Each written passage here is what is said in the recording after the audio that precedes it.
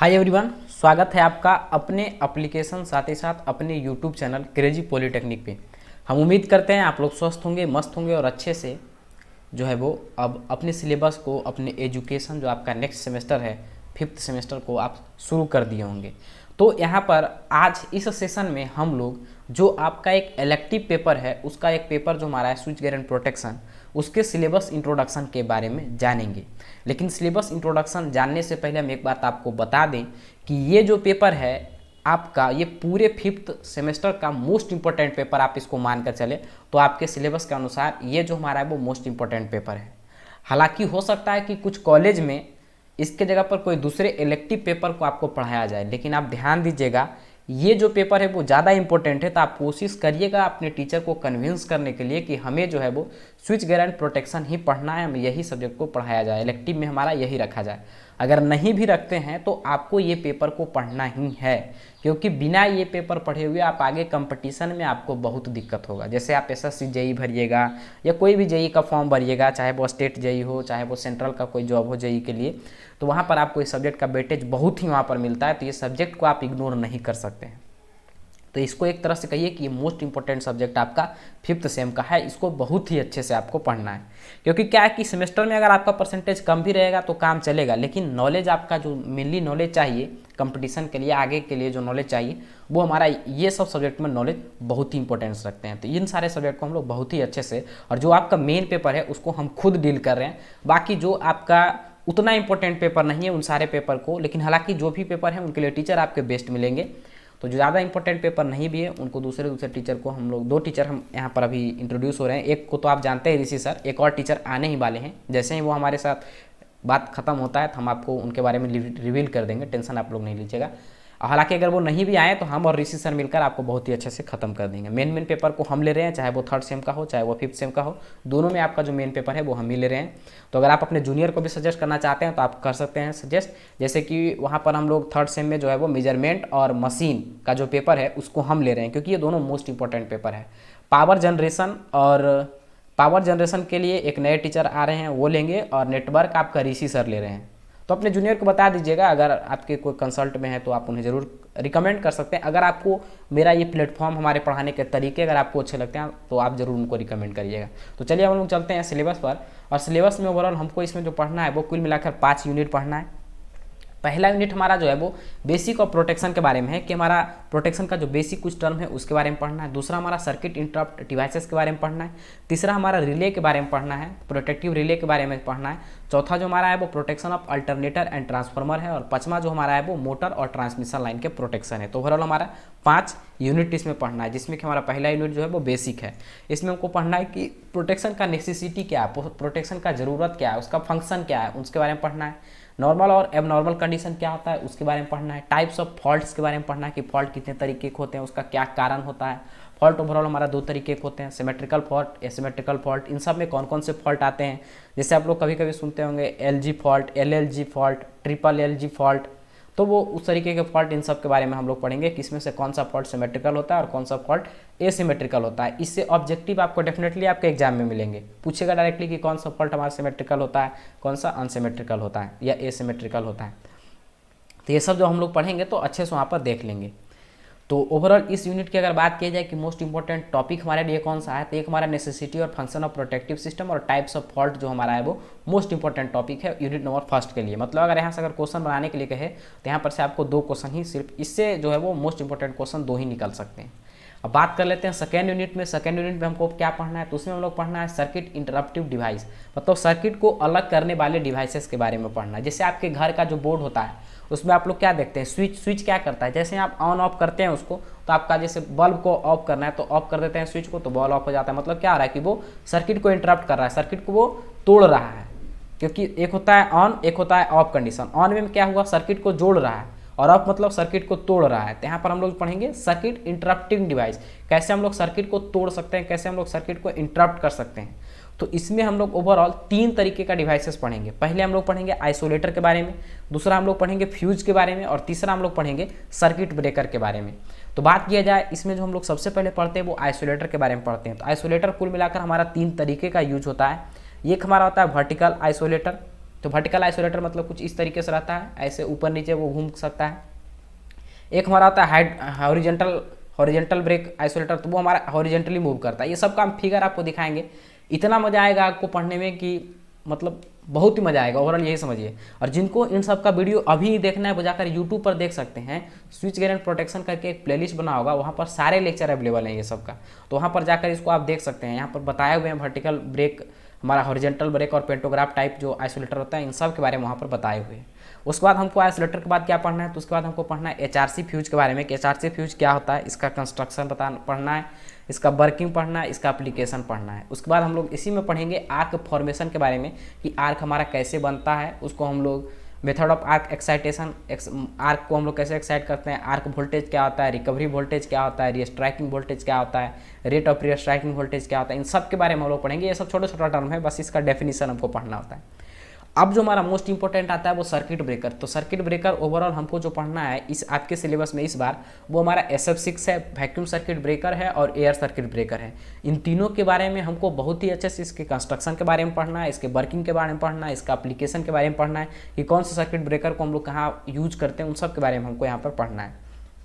उसके बाद हम लोग को MCB के बारे में पढ़ना है कि MCB क्या होता है। उसके बाद हम लोग को पढ़ना है modulated case circuit breaker, MCCB जिसको कहते हैं, वो हमको पढ़ना है। फिर selection of LT and HT circuit breaker, selection of MCCB for motor के लिए जो हम लोग मॉड्यूलेटेड केस सर्किट ब्रेकर का उपयोग करते हैं, उसके बारे में कैसे हम लोग सेलेक्ट करते हैं उसके बारे में पढ़ना है। फिर गैस इंसुलेटेड स्विच के बारे में हम लोग को यहाँ पर पढ़ना है, किसमें, यूनिट 2 में।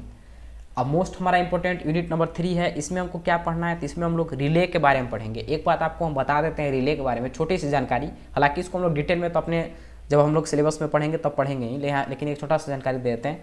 जैसे हमारे पूरे शरीर का जो कंट्रोलिंग यूनिट माइंड होता है, दिमाग हमारा होता है, उसी तरीके से सर्किट ब्रेकर को कंट्रोल करने का जो काम करता है वो हमारा रिले करता है। मतलब रिले को आप कह सकते हैं कि relay is the brain of circuit breaker. Circuit breaker का रिले जो होता है वो ब्रेन होता है, रिले ही कमांड देता है तो हमारा सर्किट ब्रेकर ऑपरेट होता है, मतलब ऑन होता है या ऑफ होता है। उसको कमांडिंग देने का काम जो करता है वो रिले का ही करता है। तो अगर पहला आप कहें कि हमारा प्रोटेक्शन के लिए सबसे पहले हमारा कौन सा आता है, तो हमारा रिले ही आएगा, क्योंकि रिले हमारा क्या करता है, सिग्नल देता है, तब सर्किट ब्रेकर हमारा ब्रेक करता है। तो ये सब जो हम लोग पढ़ेंगे पूरे इसके कंस्ट्रक्शन वर्किंग में, तो बहुत ही मजे से इसको समझेंगे, मज़ा भी आएगा आपको।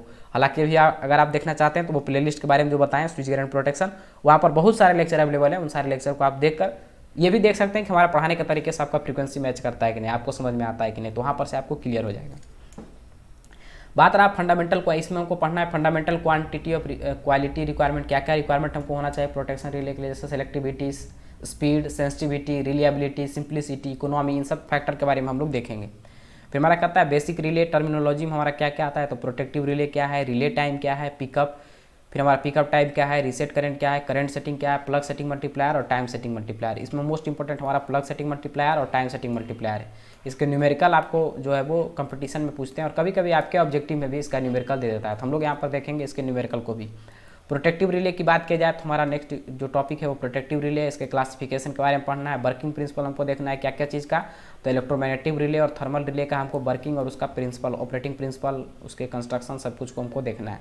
उसके बाद हमको स्टैटिक रिले का ब्लॉक डायग्राम और वर्किंग देखना है। फिर ओवर करंट रिले में हमारा time current characteristics, micro processor based over current relay का ब्लॉक डायग्राम, वर्किंग, ये सब देखना है।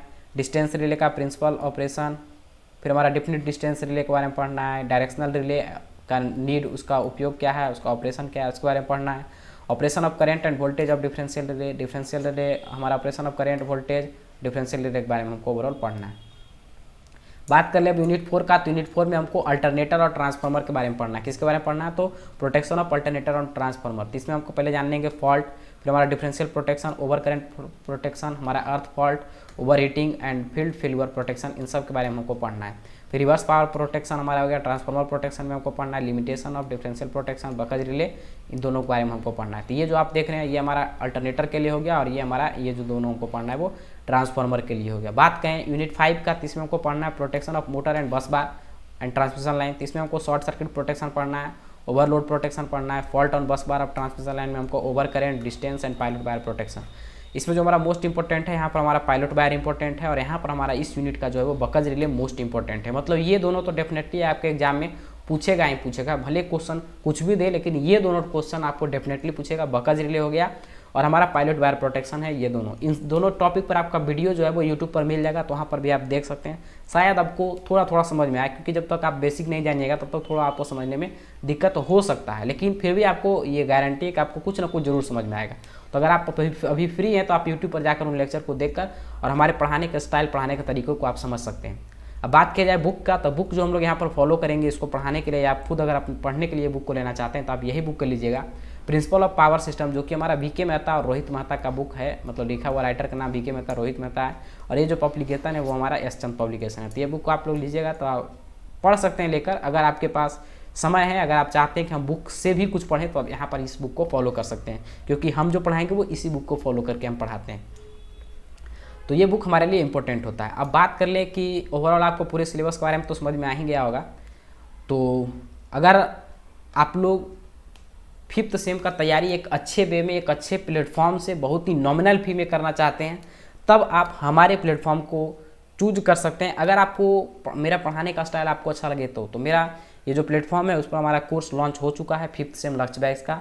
इस कोर्स में आप इनरोल करिए। इस कोर्स के कुछ फीचर्स हैं, हालांकि इन फीचर्स के बारे में आपको पता ही होगा, क्योंकि इसमें हमारे लाइव क्लास होते हैं, रिकॉर्डेड क्लासेस होते हैं, प्रॉपर मॉक टेस्ट आपको मिलता है, डिजिटल PDF मिलता है, और मेरा पर्सनल गाइडेंस हर हमेशा मिलता है। चाहे आप मेरे पास पढ़ें नहीं पढ़ें, हम हमेशा किसी न किसी वे में आपको गाइड करते ही रहते हैं। चाहे वो हम लोग प्रीवियस ईयर क्वेश्चन करा कर दें, या फिर हम लोग एग्जाम के लिए शॉर्ट रिवीजन करवा के कर दें, किसी न मतलब अलग अलग तरीके से आपको जो है वो हम किसी न किसी वे में आपको गाइडेंस देते रहते हैं। हालांकि जो अदर कोई भी स्टूडेंट है, अगर कंपटीशन के लिए भी अगर बात करते हैं तो उन्हें भी हम लोग कुछ ना कुछ गाइड जरूर कर देते हैं। तो आप लोग इस कोर्स में ज़रूर इनरोल कर सकते हैं। और आप लोग अपने जूनियर के लिए, क्योंकि आप लोग के लिए इतना मेहनत किया गया है, तो आप लोग का भी एक दायित्व बनता है कि अपने जूनियर को, अगर आपको अच्छा लगे ये प्लेटफॉर्म, तो इसके बारे में ज़रूर बताएं।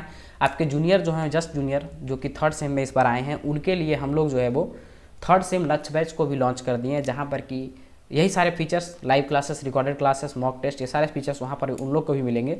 और वहाँ पर भी जो आपका मेन पेपर है वो सारे पेपर को हम ही पढ़ा रहे हैं। तो ओवरऑल हमें 5th और 3rd मिलाकर ओवरऑल 4 सब्जेक्ट को हम पढ़ा रहे हैं।